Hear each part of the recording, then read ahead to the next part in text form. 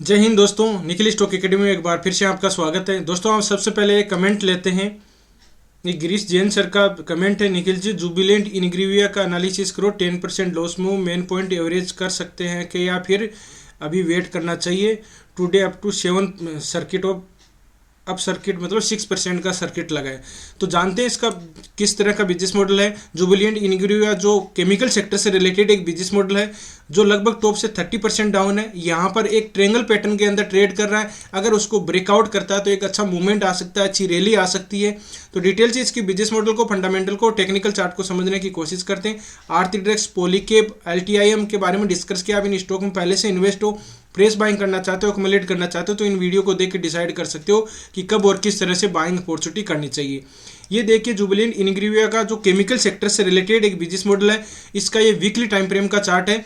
आप देख सकते हो कि इसमें एक पहले अपसर्किट मतलब ये मार्केट में लिस्टेड कब हुआ था, मार्केट में लिस्टेड हुआ था मई 21 में मार्केट में लिस्टेड होने के बाद में एक अच्छी रैली। अब देखो यहाँ हम डिस्कस करते हैं पहले ही कि यहाँ पर जिस तरह से ऊपर की तरफ जाता है स्टॉक, कोई भी 45 डिग्री का एंगल नहीं बनाता है तो ये मान के चलो वो कभी भी धोखा दे सकता है। और ये इसने दोस्तों धोखा दे दिया। लगभग 2 साल से कोई भी रिटर्न नहीं दिया। इसने टॉप कब लगाया था, अक्टूबर 21, तो 23 मतलब 2.5 साल के लगभग हो गए, कोई भी रिटर्न नहीं दिया है। अगर इसको ब्रेकआउट को एक कहाँ पर देखो, डाउन ट्रेंड है, इस तरह से आप देख सकते हो कि यहाँ तक डाउन ट्रेंड है। अगर जो फ्रेश बाय मतलब कि कोई भी बाइंग सेफ इन्वेस्टमेंट करना चाहते हैं तो उनके लिए अभी तक यही है कि यहाँ पर ट्रेंड भी चेंज नहीं हुआ, ट्रेंड डाउन ट्रेंड ही चल रहा है। पहली चीज़ मैं क्लियर कर देता हूँ कि ट्रेंड डाउन ही है। ये इसको ब्रेकआउट करेगा, पुल बैक पैटर्न आएगा, बाइंग टीआरसी पे देगा, तब इसमें अच्छा मूवमेंट आने की पॉसिबिलिटी है। एक बार इस रेजिस्टेंस का भी आपको ध्यान रखना है। यहाँ पर क्या आया, क्यों आया, इसका लेवल के अपन क्या सपोर्ट था, उसके बारे में डिस्कस करेंगे। तो अगर डाउन ट्रेंड की बात करें तो डाउन ट्रेंड अपन इस तरह से देखते हैं, एक टॉप ले लेते हैं, एक बॉटम ले लेते हैं। नीचे वाला टॉप लोअर टॉप होता है, बॉटम लोअर बॉटम होता है। तो इस तरह से अपन डाउन ट्रेंड कहते हैं। अब ये ऊपर की तरफ ब्रेकआउट होगा तो ब्रेकआउट इस लेवल को ब्रेकआउट करेगा। प्राइस लगभग कितनी है मैं आपको बता देता हूँ। 530 को अगर ब्रेकआउट करे तो इसमें अच्छा मूवमेंट आ सकता है, अदरवाइज इसमें कोई भी अच्छा मूवमेंट आज भी देख सकते हो कि आज हम अभी ये वीडियो आपको कल मिलेगा 12 तारीख को एक 6% का लगभग 5-6% का अच्छा मूवमेंट आया था। तो हो सकता है कि इसमें एक अच्छा मूवमेंट आने की पॉसिबिलिटी है। एक मेजर सपोर्ट के पास में यहाँ पर देखो, आप देख सकते हो कि ग्रेव स्टोन डोजी और मॉर्निंग डोजी स्टार फॉर्मेशन भी क्रिएट हो रहे हैं। तो अगर इसको ब्रेकआउट करता है तो अच्छा मूवमेंट आने की पॉसिबिलिटी है, ब्रेकआउट के नज़दीक है। अब देखिए बाइंग टीआरसीपी और सेलिंग टीआरसीपी किस तरह के होते हैं उसको देखो। यहाँ पर एक सेलिंग टीआरसीपी बना हुआ है, ये मेजर सपोर्ट था। यहाँ पर बुलिश हरामी पैटर्न बना है, यहाँ पर वापर हैमर बना है, और फिर आप देख सकते हो कि यहाँ पर भी मॉर्निंग स्टार फॉर्मेशन टाइप का बना है, और यहाँ पर वापस मॉर्निंग डोजी स्टार फॉर्मेशन बना है। ये बाइंग टीआरसीपी होते हैं। ये सेलिंग टीआरसीपी देखो, यहाँ पर इवनिंग डोजी स्टार फॉर्मेशन बना, यहाँ पर बियरसिंग इनगल्पिंग पैटर्न बना। तो ये कौन सा बियरसिंग इनगल्पिंग पैटर्न बना, ये शूटिंग स्टार कैंडलस्टिक पैटर्न बना, ये हैंगिंग मैन बना। ये सेलिंग टीआरसीपी है जो रेजिस्टेंस पे बनते हैं, उसके बारे में हम डिस्कस भी करते हैं। तो अब जानते हैं किस तरह से इसमें एक पैटर्न बनना है। इससे पहले इसके बिजनेस मॉडल को थोड़ा से देख लेते हैं।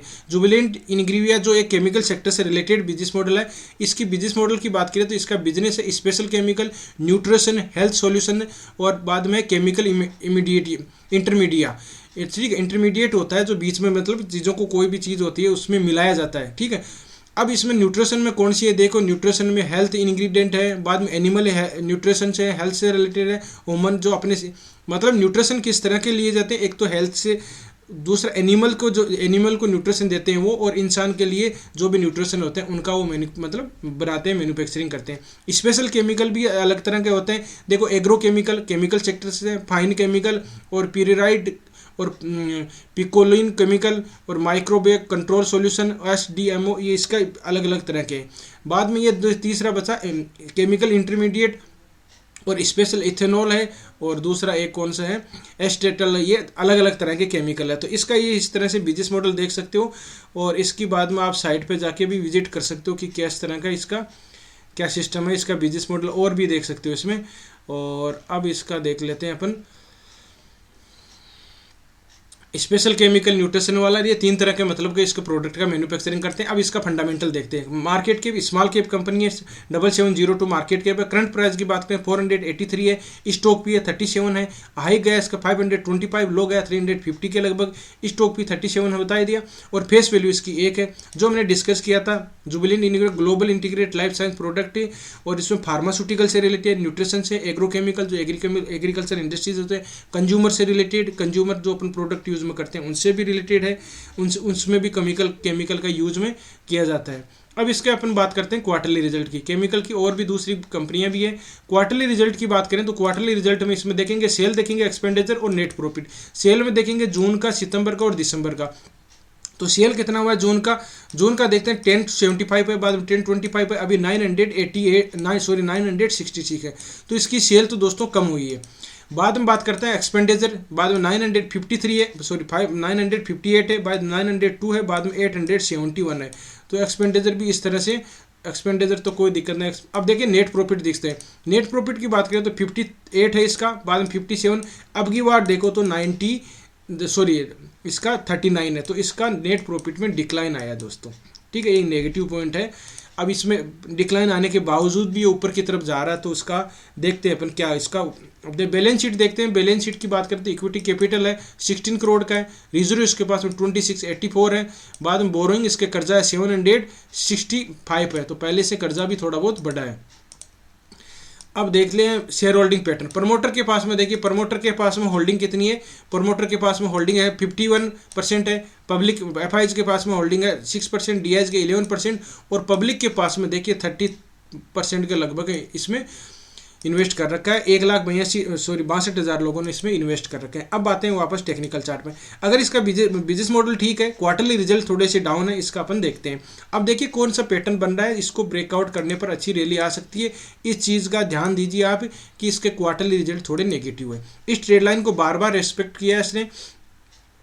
अब बात करते हैं, देखो यहाँ से मैंने जब देखो ट्रेड लाइन ड्रॉ करने का तरीका, यहाँ से जब ये इसने बॉटम लगाया था वहीं से मैंने इसको ड्रॉ कर दिया, 2 पॉइंट मिला दिए, 2 पॉइंट मिला दिए। तो एग्जैक्ट ही बात करोगे तो इसमें एक ट्रेंगल पैटर्न बना है। यहाँ पर रेजिस्टेंस लिया, यहाँ रेजिस्टेंस लिया, यहाँ 4 बार रेजिस्टेंस लिया, सपोर्ट भी यहाँ पर एग्जैक्ट यहाँ पर सपोर्ट लेके आ रहा है। जब इस ट्रेड लाइन के पास में रहेगा तब तक इसमें कोई भी मूवमेंट नहीं आने वाला। इस ट्रेड लाइन को ऊपर की तरफ ब्रेकआउट करेगा, ब्रेकआउट के बाद हम पुल बैक पैटर्न आएगा। पुल बैक पैटर्न के साथ में जो रेजिस्टेंस था वहाँ पर एक सेलिंग टीआरसीपी बन रहे थे, तो बाइंग टीआरसीपी बनेगा यहाँ सपोर्ट पर। ध्यान दीजिए, रेजिस्टेंस पर हमेशा सेलिंग टीआरसीपी बनता है और सपोर्ट पर हमेशा बाइंग टीआरसीपी बनता है। तो इस लेवल पर कोई बाइंग टीआरसीपी बनता है तो यहाँ पर बाइंग अपॉर्चुनिटी की जा सकती है। इस चीज़ का अपने को ध्यान रखना है, तभी अच्छा मूवमेंट आने वाला है। और फिर बाद में एक चीज़, इस रेजिस्टेंस को भी देख सकते हो 600 को, और फिर बाद में ये लेवल आपको ध्यान देना है, जो लेवल रेजिस्टेंस है इस लेवल का आपको ध्यान रखना है। इसके बाद में ब्रेकआउट का नियम यही होता है कि ब्रेकआउट बुलबैक पैटर्न बाइंग टीआरसीपी होता है। जो रेजिस्टेंस होता है वो सपोर्ट का काम करेगा। रेजिस्टेंस भी ध्यान देना है, रेजिस्टेंस ऐसा नहीं पहली बार भी ब्रेकआउट हो जाए, बहुत ही रेयर चांस में होता है पहली बार ब्रेकआउट हो जाए। पहले सपोर्ट लेगा, यहाँ पर सपोर्ट लेगा, यहाँ सपोर्ट लेगा, यहाँ सपोर्ट, मतलब 3 बार रेजिस्टेंस लिया तो एक बार अब ब्रेकआउट हो सकता है, ब्रेकआउट के नज़दीक है। अब पहली बार दूसरी बार होने की पॉसिबिलिटी कम होती है, लेकिन चौथी पांचवी बार होता है तो वो तोड़ने के चांस बनते हैं। तो इस तरह से आप स्टॉक में रणनीति बना सकते हो और बिजनेस मॉडल अच्छा है। बाद में इसके लेवल आप मतलब 1000 तक भी जा सकता है, इसका टारगेट अच्छा बिजनेस मॉडल है। लेकिन एक बार ब्रेकआउट है, ध्यान दीजिए क्वार्टरली रिजल्ट है वो थोड़े डाउन है इस चीज़ का। अब देखिए नीचे की तरफ आता है तो अगर इसको ब्रेकआउट नहीं करता है तो इस लेवल को आपको ब्रेकडाउन करेगा, breakdown pullback pattern buying selling TRCP बनेगा यहाँ पर नीचे की तरफ। तो ये लेवल भी अपने को ध्यान रखना, ऐसा नहीं कि ऊपर की तरफ भी चला जाएगा। तो इस तरह से ध्यान रखना कि किन जो लेवल होगा उसको ब्रेक करेगा तभी अच्छा मूवमेंट आएगा। अब बात करते हैं फिबोनाची रिट्रेसमेंट किस तरह से काम करती है। फिबोनाची रिट्रेसमेंट देखो यहाँ सपोर्ट पे एक बॉटम टॉप में हमने मिला दिया।